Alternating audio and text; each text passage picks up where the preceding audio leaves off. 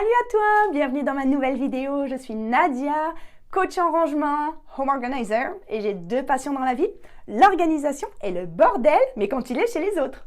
Dans cette vidéo, je vais faire une vidéo numéro 2 sur 10 défis que je te propose de relever en 2022.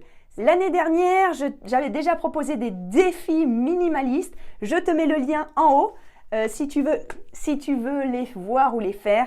Mais là, je t'en donne 10 nouveaux. On a commencé au mois de janvier avec toute la communauté YouTube à faire un défi 21 jours sans sucre ajouté. C'est génial, on est plus d'une centaine à y participer, femmes et hommes. Et j'ai envie de me lancer dans une année de défis, puisque 2022, c'est une année pour moi que je veux sous le signe de la douceur, du bonheur, de la chaleur. Et j'ai envie de prendre soin de moi, d'avoir de la douceur pour mon corps, de la douceur pour la planète et de la douceur pour toi qui me regarde. Je veux qu'on soit rassemblés, je veux du bonheur ensemble. Donc je propose des défis qu'on pourrait faire tous ensemble ou que tu peux faire toute seule, tout seul. Et surtout, tu vas pouvoir piocher, choisir ce qui te plaise. Donc c'est parti, je te propose le défi numéro 1, c'est un an sans rien acheter. J'en ai déjà parlé l'année dernière, moi c'est quelque chose que j'ai fait pendant 2 ans. Si tu as désencombré ta maison, ou si tu ne l'as pas désencombré, c'est pas grave. Mais sache que tout ce que tu as chez toi, tu peux t'en contenter. Tu peux te contenter de tous les habits que tu as, de toutes les chaussures, de toute la déco, de la vaisselle. Tu as besoin de rien acheter. Ah bah oui, il va falloir acheter à manger. On est d'accord. Si tu as des enfants qui grandissent, il va falloir leur acheter des pantalons plus grands et des pulls plus grands. Ok, mais pour toi, pour ta maison, pour la déco, tu peux facilement faire un an sans rien acheter. Tu te lances dans ce défi? On y va! En deuxième, je te propose un challenge et un défi zéro déchet. Diminuer tes déchets drastiquement en 2022. Il suffit de quelques actions. On ne va pas passer en un an à zéro déchet. Ça peut te faire peur, je le comprends. Ce que je te propose, c'est diminuer le plastique. Quand tu vas au centre commercial, quand tu vas au magasin, essaye d'acheter des produits en vrac. Tu prends tes bananes, ramène tes sachets de la maison. Tu achètes une salade, prends un sachet en tissu, un petit truc en tissu, tu la mets dedans. Tu veux acheter une boîte de conserve, essaye de l'acheter en verre et tu gardes le contenant en verre pour faire des Tupperware à la maison. Essaye au maximum de diminuer le plastique.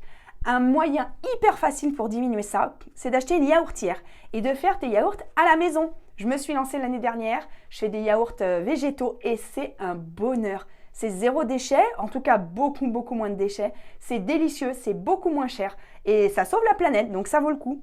Tu peux aussi diminuer les produits industriels, acheter en vrac et analyser tes poubelles. Quelle est l'action? Tu peux te lancer juste une action. Quelle est l'action que tu peux te lancer?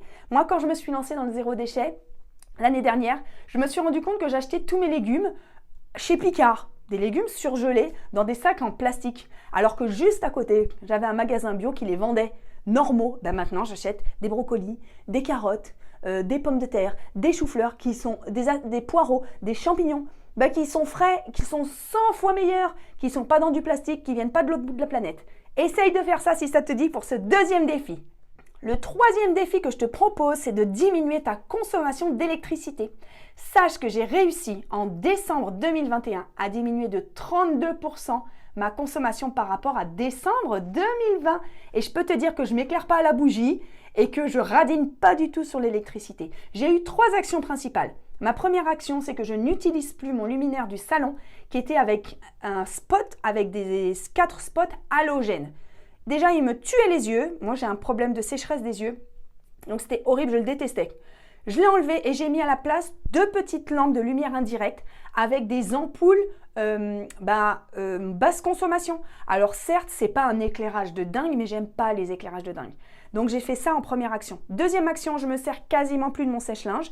Je m'en sers essentiellement et uniquement pour les serviettes et un petit peu pour les draps. Mais maintenant, j'étends le linge, j'y trouve du plaisir et surtout, j'ai une pièce, j'ai une chambre d'amis que j'utilise pas. Donc, je peux avoir cette chance d'étendre mon linge dans la chambre d'amis. Donc, visuellement, ça me pollue pas.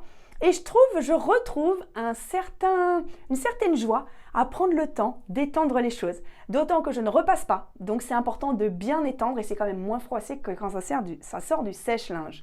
Et la troisième action que j'ai faite, elle est un peu rigolote, mais c'est que je me suis séparée de mon conjoint qui était lui un grand consommateur d'électricité, prise branchée, chargeur branché en permanence, ordinateur tout le temps allumé. Donc, je pense que ça a aussi joué. Donc, 32% d'économie d'énergie. entre décembre de cette année et décembre de l'année dernière. Je suis super contente, sachant que j'étais au minimum entre 10 et 20% pour les autres mois. Donc, est-ce que tu peux faire des actions comme celle-ci? Quatrième challenge que je te propose, c'est diminuer ta consommation d'eau. Moi, j'ai réussi à diminuer ma consommation d'eau de 18% pour l'eau froide et de 21% pour l'eau chaude en une année. Je suis hyper fière de moi. Alors bien sûr, j'ai un membre de la famille en moins puisque mon conjoint n'est pas là, mais je ne pense pas que ce soit uniquement ça parce que j'ai mis en place pas mal d'actions, notamment les toilettes. Tu le sais peut-être, on tire la chasse d'eau au bout de plusieurs pipis. Enfin, c'est rien de tirer à chaque fois. Quand mes enfants vont aux toilettes pour faire la grosse commission, et des fois l'autre, il passe derrière. Ils sont tout petits, ils ont 3 ans et 5 ans, ça les dérange pas du tout. Ensuite, je récupère beaucoup l'eau. Si je leur donne un bain, je récupère au moins une bassine d'eau que je vais utiliser pour rincer de la vaisselle ou pour faire une chasse d'eau. Et à la cuisine, quand je me lave les mains par exemple, je mets toujours une bassine en dessous et je récupère l'eau et ça me permettra de dégraisser quelque chose ou de mettre dans des pots de yaourt avant de les mettre au lave-vaisselle. Donc, je t'incite à essayer de mettre des petites actions simples en place pour diminuer ta consommation d'eau. Ensuite, le défi que je te lance pour 2022, c'est de bouger. Je pense que je lancerai un défi principal avec tout le monde sur YouTube qu'on fera ensemble pour se bouger. On est trop sédentaire, moi la première, toujours assis dans notre voiture, souvent assis à notre bureau. Et il faut se bouger. Se bouger, c'est pas forcément aller à la salle de sport et lever de la fonte, c'est danser. Tu peux danser 10 minutes, tu peux aller marcher 10 minutes, tu peux marcher chez toi. Il faut se bouger pour être en bonne santé. Donc c'est un des défis que je te lance. C'est pas une résolution de se dire je m'inscris à la salle de sport, juste te bouger et tu es OK pour le relever. Ensuite, un des défis qui me tient à cœur, ce serait est-ce que tu peux te lancer des défis de 21 jours, par exemple 21 jours sans viande. Je suis végétarienne depuis des années et la diminution de la consommation de viande, je ne suis pas là pour faire une polémique ni pour faire du prosélytisme pour le végétarisme, mais la viande, c'est un des principaux polluants de la planète, c'est les terres cultivées pour alimenter le bétail que l'on va manger. Donc en fait, si on diminue notre consommation de viande ou si on n'en mange plus du tout, en fait, on diminue la pollution mondiale. Donc si tu as envie de te lancer un challenge, tu peux essayer 21 jours. 21 jours sans viande, ça ne veut pas dire sans protéines. Il faut que tu mettes des protéines végétales. Je te laisse regarder sur internet, c'est hyper facile à trouver. Tu peux mettre des légumineuses, tu peux manger des œufs, tu peux manger plein de choses qui t'apporteront toutes les vitamines et en tout cas toutes les protéines nécessaires parce qu'il n'y a pas que dans la viande qu'il y a des vitamines. Donc tu fais une action pour la planète, pour ta santé parce que la viande c'est pas si bon que ça et peut-être qu'après tu pourras garder une habitude de diminution. Ensuite, je te propose un défi, si tu ne l'as pas fait avec moi, si tu n'es pas en plein dedans avec moi, on l'a fait ça du 10 janvier au 31 janvier, c'est 21 jours sans sucre ajouté. On a gardé le sucre des fruits, on a gardé l'amidon qu'il pouvait y avoir dans les pommes de terre, dans les pâtes, etc. Alors bien sûr, il ne s'agit pas de manger des pâtes du matin au soir, mais de mettre 0 sucre ajouté. Pas de gâteau industriel, pas de gâteau avec du sucre, pas de yaourt sucré. Pas de chocolat sucré. Moi, je me suis mise au chocolat 100%. Je me régale. Je me fais des orgasmes de chocolat. C'est super bon. J'aime vraiment beaucoup le goût. Et en plus, les bienfaits, c'est que non seulement ça fait perdre du poids. Moi, j'ai perdu 2 kilos en une semaine. C'était pas ce à quoi je m'attendais ni ce que je souhaitais, mais c'est un résultat. Et surtout, je ressens beaucoup plus le goût des choses et j'ai beaucoup plus le goût de me cuisiner des bonnes choses. Donc, essaye 21 jours sans sucre ajouté. Ensuite, un défi intéressant, moi, j'arriverai pas à le faire en ce moment ni cette année, c'est 21 jours sans voiture. Il y en a qui peuvent essayer, s'ils habitent en ville, de prendre les transports en commun ou de prendre leur vélo ou d'aller à pied dans les choses. Moi, j'essaye de plus en plus de ne pas prendre ma voiture pour les petits trajets en ville, mais j'ai 2 enfants tout petits, c'est pas facile. Mais si tu peux essayer de te mettre un défi, 21 jours sans voiture. Moi, quand j'habitais à Paris, pendant des années, j'avais pas de voiture et j'adorais. Je faisais plus de 10 000 pas par jour, parfois 15 000 pas et j'étais très, très en forme physiquement. Ensuite, je te propose un défi de 21 jours sans sel. Alors ça, c'est pas évident. Il y a des gens qui sont obligés, de par des pathologies, des maladies, de vivre ou sans sucre ou sans sel. Et en fait, on se rend compte, malheureusement, que le sel est dans tous les produits industriels. Il est bien sûr dans le pain qu'on achète chez le boulanger, parce qu'un pain sans sel, on peut se rendre compte que ça n'a pas beaucoup de goût. Mais dans tous les produits industriels, il y a du sel, il y a même du sucre. Dans le défi 21 jours sans sucre, quelqu'un m'a dit, il y en a même dans mon saucisson.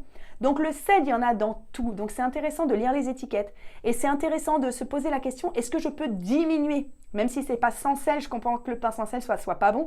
Mais est-ce que tu ne peux pas te dire, je diminue les produits industriels? Quelque chose que je vais acheter en produits industriels où ils vont m'avoir rajouté du sel alors que ça n'a aucun intérêt. Est-ce que je peux le faire à la maison? Est-ce que je peux arrêter d'acheter des boîtes de conserve et me faire moi-même mes légumes à la vapeur. Donc c'est toute cette réflexion-là que tu peux avoir dans un défi 21 jours sans sel. Et enfin, le dernier défi que je te propose, il va pas être simple. Ça va pas être 21 jours, ça va être une semaine. Es-tu capable de faire une semaine sans réseaux sociaux et sans YouTube? Moi, je vais me le lancer ce défi cette année. Je vais le faire. Je dis pas 21 jours parce que, en fait, c'est une partie de mon activité. Enfin, c'est une grande partie de mon gagne-pain, de mon travail. Et je dois dire que j'ai quand même beaucoup de plaisir à faire les vidéos YouTube et à partager tout ce que je partage avec toi qui me regarde, si tu es abonné. Vous êtes plus de 11 000 abonnés en ce moment, donc je suis ravie. Mais une semaine sans réseaux sociaux, sans YouTube, voire même sans communication, je trouve que ça peut être super, super génial. Je le ferai fin juin, début juillet. Je vous inviterai à le faire avec moi parce que je pars en stage de développement personnel. Je croise les doigts.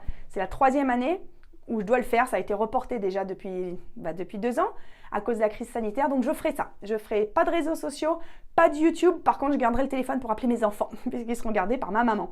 Donc, on fera ça ensemble. Donc, j'espère que ces défis t'ont plu. J'espère que tu en trouveras 1, 2 ou 3 dans lesquels tu peux piocher et que tu seras intéressé de faire ou pour 21 jours ou pour toute l'année. Dis-moi tout ça en commentaire. Abonne-toi à ma chaîne si ce n'est pas déjà fait. Clique j'aime sur la vidéo et n'oublie pas, si tu veux désencombrer ta maison ou désencombrer ta vie, et je fais des conférences en direct de chez moi. Tu as tous les commentaires, tous les liens, toutes les infos en dessous de la vidéo. Et je te dis à très bientôt. Ciao, ciao!